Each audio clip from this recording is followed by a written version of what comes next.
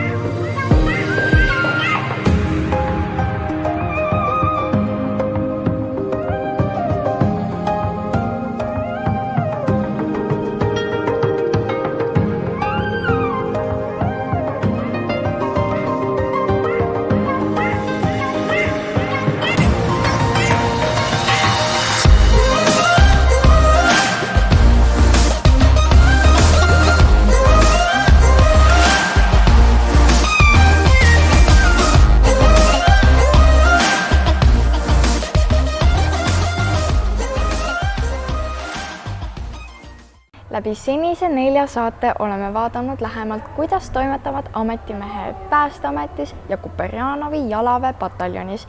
Miks on teaduskeskuses eriti põnev töötada? Millised ägedad väljakutsed ootavad noor Eesti Lennundusakadeemias ja Tartu Ülikooli Molekulaar- ja Rakubioloogia Instituudis? Ja kuidas valmib üks hommikuprogrammi saade raadios Ring FM? Samuti oleme püüdnud teile, head võistlejad, välja mõelda ülesandeid, mille lahendamine oleks ühtaegu huvitav, paneks mõtted lendama ja annaks võimaluse teha midagi teisiti. Kas või ägeda paiga leidmine filmimiseks.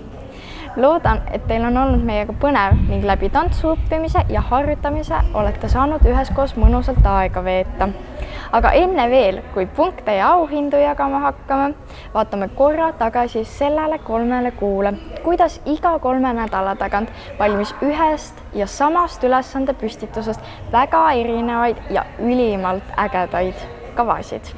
Ja tõesti, väga ägedaid kavasid jagus sellesse aega lisaks tänasele 7 veel 22 tükki, kokku suisa 29 ja siin nad on.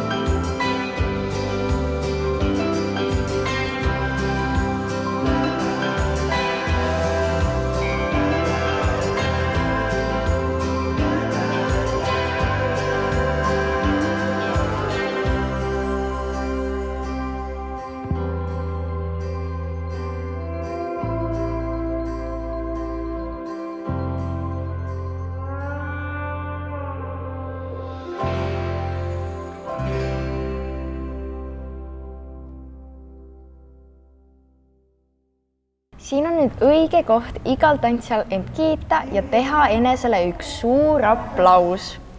Nüüd aga vaatame järgi, kuidas hindasid sel korral tantsukoolid ise teineteise sooritusi, sest käes on hindamise aeg ning peaauhinnale lähemale viib osalejaid vaid suur punktiskoor. Nagu näeme tabelist, jagasid seekord osalejaid kõige suurema hulga punkte Error tantsukool. Teisel kohal on hetkel Dance Stream ja kolmandale kohale on platseerinud Tähtvere tantsukeskus. See aga ei tähenda veel midagi, ka kohtunike sõna loev ning nende punkte me hetkel alles ootame. Et aga ootus liialt tüütuks ei muutuks, vaatame seekordses saates lähemalt, mida tähendab olla üldse kohtunik. Täna oleme Võrus koolitantsu piirkondlikul tantsupäeval ning kohtunikest siin juba puudust ei tule. Seepärast püüamegi siin nüüd mõnega neist lähemalt jutule saada ja uurime järgi, kust tulevad punktid tantsulistele esitlustele. Virtuaalne tantsulahing on võistlus veebikeskkonnas, täna aga oleme koolitantsu piirkondlikul tantsupäeval, kus võistlejaid lähimast ümbrusest on päris palju kokku tulnud, et üksteisega mõõta võtta ja panna proovile oma hoolega harjutatud tantsukavad.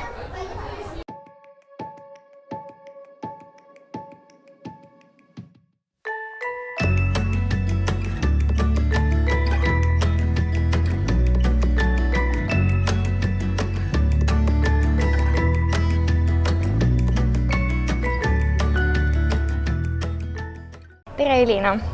Tantsukoolid ootavad tänasest päevast kindlasti head sooritust, aga milliste ootustega tulevad kohtunikud tantsijaid vaatama ja hindama? No ma arvan, kõige suuremad ootused on ikkagi need, et näha laval neid lapsi, kes päriselt ka naudivad seda, mida nad seal teevad. Et kui laps läheb lavale rõõmuga ja enesekindlalt ja julgena, siis seda ongi nagu kõige nauditavam vaadata. Ja, aga mida see võistlejate hindamine siis täpsemalt tähendab või kuidas see üldse kujunenud on? No kui päris aus olla, siis me tegelikult ei hinda, sellepärast et me ei pane punkte ega ei anna mingeid hindeid.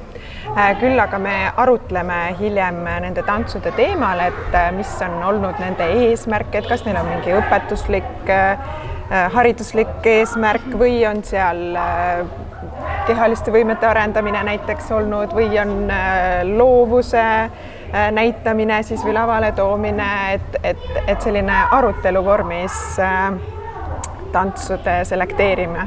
Aga kui juhuslikult läheb lapsel samm sassi või tulebki hästi suur närv sisse, et kas see on siis maailma lõpp või kuidas te sellele suhtute? Ei, see ei ole üldse maailma lõpp, et see on täiesti normaalne ja loomulik asi, et nii nagu minul lähevad sõnad suus sassi, siis täpselt samamoodi läheb tantsijatel vahel liikumine laval sassi ja see on täiesti okei. Ja nii elus ongi, et kui sa ebaõnnestud, siis sa lihtsalt pead edasi minema. Iga tantsija ja tantsugrupp tahab kindlasti anda oma parima sellel võistlusel ja ühest silmast nagu silma ka jääda, et kas lisaks nagu lihvitud tantsuoskustele on mingeid häid nippe, kuidas võluda ära võistlustel kohtunikke? Nippe, ma arvan, konkreetselt nippe võib-olla ei ole, aga kõige selle alus, mida sa seal laval tegema lähed, ma arvan, on põhjalik ettevalmistus või nagu eeltöö, et juhendaja peab olema teinud eeltööd, ta peab olema teadlik sellest, mida ta õpetab võib-olla oma tantsijatele, et mida ta sinna lavale toob ja lisaks siis trennitegevuste või tundide aspekt, eks ju, et lapsed peavad olema teadlikud sellest, mida nad seal laval teevad. Et kui see on olemas ja tõesti lapsed teevad rõõmu ja nautimusega seda, mida nad seal teevad, see on eakohane ja võib-olla seal on mingi teema või idee, mida antakse edasi ja mingi originaalsuse või uudsuse aspekt juures, et siis see võlub ära küll, jah. Aga kuidas sinul on, et kas lihtsam on olla hindeid jagav kohtunik või hoopis lava taga või saalis hindepunkte ootav tantsija?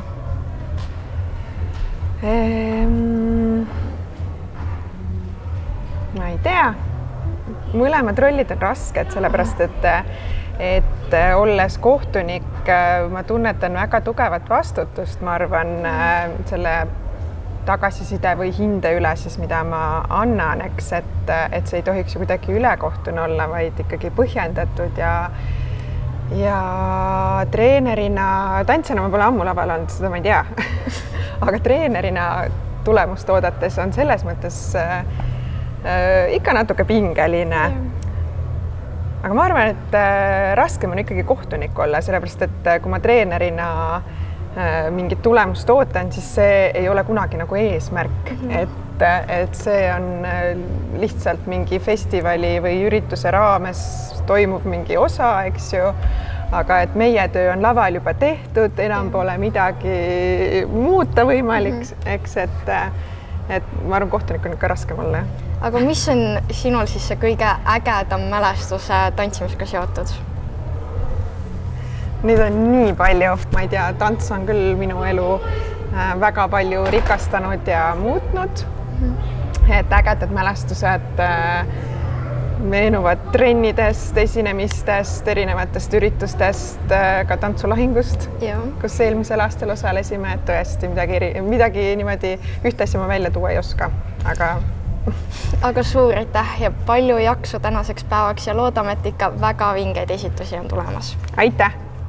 Tere, Raido! Tervist! Sina kui koolitantsu peakorraldaja, milline jõud kulub tantsufestivali korraldamiseks? See on kahe otsaga küsimus ja kahe otsaga vastus. Jõudu kulub tohutult palju, tõesti kulub palju ja mõnes mõttes võib ka mõelda, et me hakkame aasta ette festivali korraldama. Ma täna tean, kus järgmise aasta lõppkontsert toimub ja mis kuupäevadel. Aga samal ajal tuleb arvestada, et me oleme päriselt meeskonnaga teel. Sel aastal, kui natuke lühemalt, tavaliselt 3-4 kuud, iga nädalavahetus, mitu kontserti päevas, kogu see logistika, sest siis, kui me ju siia jõuame, siis peab kõik valmis olema. Siis me enam ei mõtle, palju jõudu kulub, aga kui kõik läheb hästi, see energia tuleb tagasi. Ja, ma usun. Aga mis ajendas siukest festivali üldse korraldama, et kas saite inspiratsiooni juba oma nooruspõlvest? Koolitantsufestival sai alguse juba aastal 1994. Siis ei olnud üldse selliseid suuri noorte tantsufestivali olemas, aga kuna olid koolimiss, koolimister, kooliteatrid, tundus, et tantsul oleks ka midagi sellist.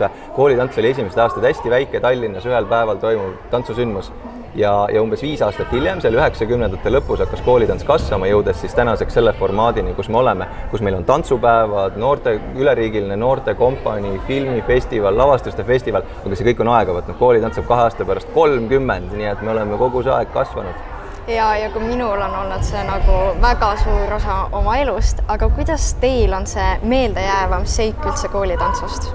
Võib-olla see, kui ma esimest korda juhendajana koolitantsul käisin, ma pakun, see oli aasta 2000-2001, ma tegin siin ühe soolo ja ma ei teadnud mitte midagi, mis mind ees ootab ja ma mäletan seda ehmatust, kui mu tantsija, siis minu kui noore tantsuõpetaja tantsija läks lavale, see muusika mängis, publik elas kaasa ja ega me ei ole ju harjunud, et võõrad inimesed vaatavad, kevadkontserdil on ikka oma tuttavad, koolitantsul on väga palju ka sellist võõrast publikut, kelle ette me iga hetk ei satu ja seda elevust ma ei ole tänaseni ära unustanud, sellest hetkest on möödas üle 20 aasta ja ma üritan seda ka peakorraldajana meeles pidada, et see särt, see mõnus ootusärevus teebki koolitantsust koolitantsu, kus sa tunned ennast hästi ja turvaliselt, aga samal ajal sul tekib see mõnus tunne sisse.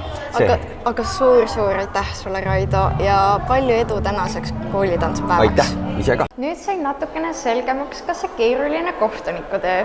Kui tantsijana ikka ootaks kõige kõrgemaid punkte kohtunikelt, siis tuleb selleks ikka natuke rohkem teha, kui õigeks ajaks lavale ilmuda. Nüüd aga jätame koolitantsu oma elu elama ning soovime täna siin lavale astajatele enesekindlalt sooritust. Meie aga läheme edasi oma tantsulahingu saatega, kuid enne, veel kui meie tantsusaate kohtunikele sõna anname, ajame veel natukene tööjuttu. Et eelnevais saadetes oleme käinud kohtamas toredate inimestega, kes kõik oma tööde ja tegemistega olulist rolli ühiskonnas mängivad ja kelle ametist ehk mitmed tantsusaate vaatajadki unistanud on.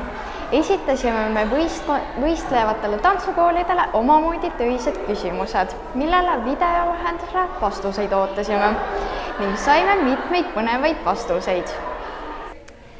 Läheb põnevaks, sest näiteks ERR stuudiolt küsisime, kui teie tantsukooli treenerid oleksid kirjanikud ja tantsijad raamatud, siis mis raamatuid teie tantsukoolis leiaks ja miks?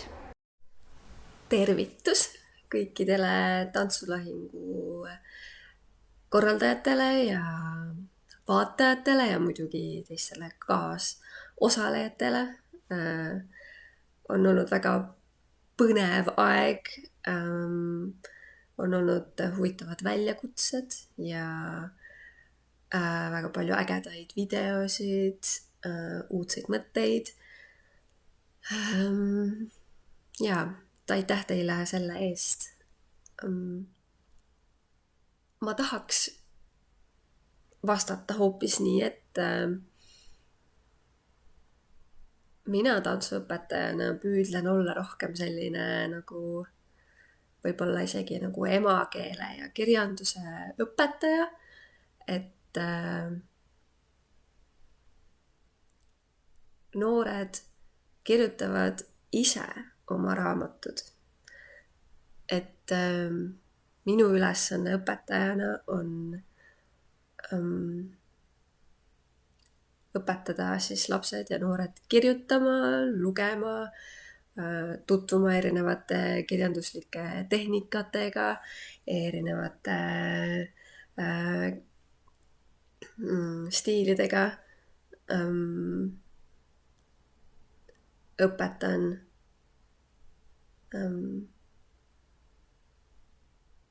panema kirja seda, mida õpilane öelda tahab. Ja kindlasti meie tantsukoolis on väga palju erinevaid žanreid raamatutest. Palju huumorit, palju mõtisklust, palju tehniliselt selliseid viimistletud ja keerulisi raamatuid. On ka selliseid raamatuid, mis on võib-olla lihtsad lugeda, aga toovad palju rahuldust, palju elurõõmu. On ka mõningaid raamatuid, kes näiteks, mis räägivad ühiskonnakriitiliselt. Jaa.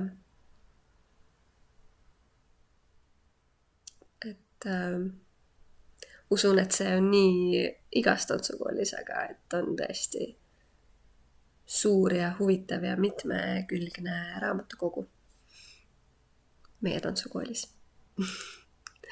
Jah, aitäh ja edu kõikidele viimases voorus ja toredat ees ootavat suve kõikidele. Ja. Tšau!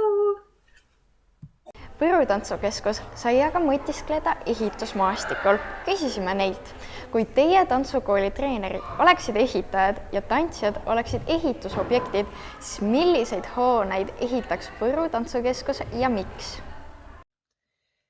Tere kõigile Võru tantsukeskuse poolt. Kui mina saaksin olla ehitaja ja ma võidaksin lotoga mingisugused miljonid, siis ma kindlasti ehitaks sellise objekti nagu Unistuste tantsumaja. Tänan Võru tantsukeskust. Peatselt läheb siis ehitamiseks. Siit edasi aga Tähtvere tantsukeskuse juurde, kes said nuputada leiutiste maailmas. Ootasime neilt vastust küsimusele, kui teie tantsukooli treenerid oleksid leiutajad või teadlased ja tantsijad nende head mõtted, siis mis suurepärase uue ja hädavajaliku leiutisega tuleks välja teie tantsukool ja miks? Tere, me tervitame teid Tähtvere tantsukeskusest. Ja meie leiutiseks on hologrammõpetaja, mida saab kasutada, kui õpetaja on haige ja ei saa trenni tulla. Ja seda saab ainult Tähtvere infoletist. Tšau! Jääme siis ootama, millal need head ideed teoks saavad. Saareserale esitasime aga õige magusa ülesande ja kui nad kohe küpsetama ei tõtanud, said nad vastata küsimusele, kui teie tantsukooli treenerid oleksid pagarid ja tantsijad küpsetised, siis mida maitsvat teie tantsukoolis valmis küpsetaks ja miks? Kui Saaresera tantsuõpetajad oleksid pagarid, siis oleks Saaresera tantsijad kõik üks suur banaanileib. Ja seda just sellepärast, et banaanileib on samuti kõik head, tugevad, paremad koostisained kokku pandud. Need omavahel ära segatud ja kõik üldtulemus on üks suur, magus, hea banaanileib. Aitäh ka Saaresaare tantsukoolile! Tantsukoolide punktid on meil juba teada ning hetkel on tabeli eesotsas Error tantsukool. Nüüd aga meie saate põhikohtunike juurde. Suur aitäh Leili, Merle ja Helit, et meiega need 3 kuud olite ning seda rasket kohtunikutööd tegite. Nüüd on käes tõesti see viimane kord, kui tantsukoole ritta saada tuleb. Annamegi esmalt sõna Leilile, kes toob meieni punktid siit samast Võrumaalt.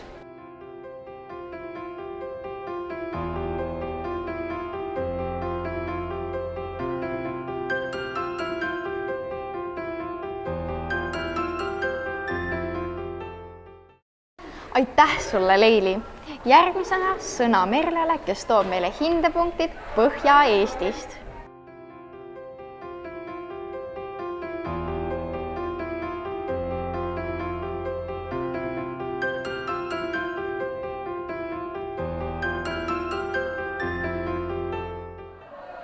Tänan ka sind, Merle! Ja nüüd on punktide edastamise kord Heliti käes, kellelt saabuvad punktid Kesk-Eestist.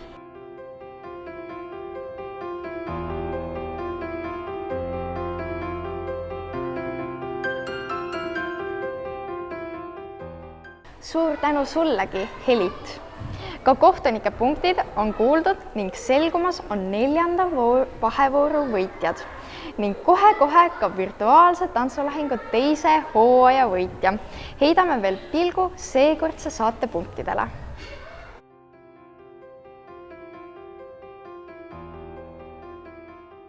Neljanda vooru võit on teie.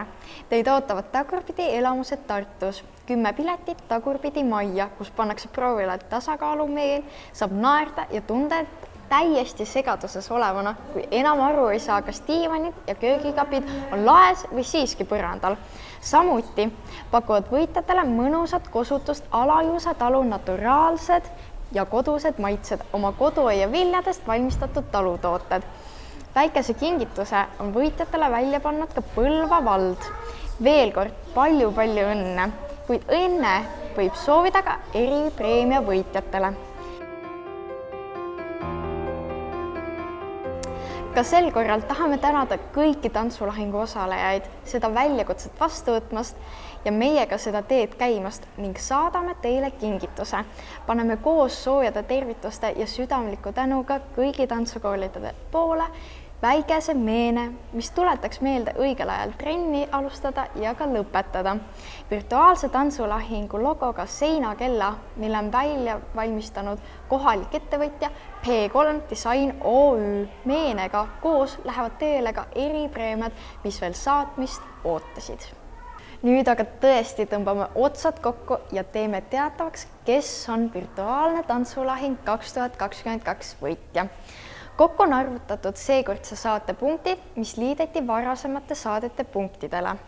Tabeli eesotsas oli tihe rebimine kogu saate vältel ning pinge kruvis viimaste punktide teada saamiseni. Mina juba tean ja võitja on virtuaalne tantsulahing 2022. Võitjaks tuli Tähtvere tantsukeskus. Palju õnne! Teile kuulub tantsulahingu peaauhind 1000 eurot. Palju õnne Error tantsukool, Võru tantsukeskus, Face tantsukool, Tähtvere tantsukeskus, Saaresaare tantsukool, tantsustuudio Dance Stream, et meiega võiduka lõpuni vastu pidasite. Aitäh tantsustuudio 5 tähte ja Bertram stuudios, et meiega seda teed alustasite. Suur aitäh ka kõigile toetajatele ja koostööpartneritele lahkelt auhinnafondi panustamast. Südamest tervitame osalenud tantsukoolide treenereid, tantsijaid ja tantsijate toetajaid. Aitäh, et võtsite vastu väljakutse osaleda virtuaalse tantsulahingu võistlusel. Kaunist kevadet teile ja mõnusat ning sooja suvepuhkust. Tantsimisteni!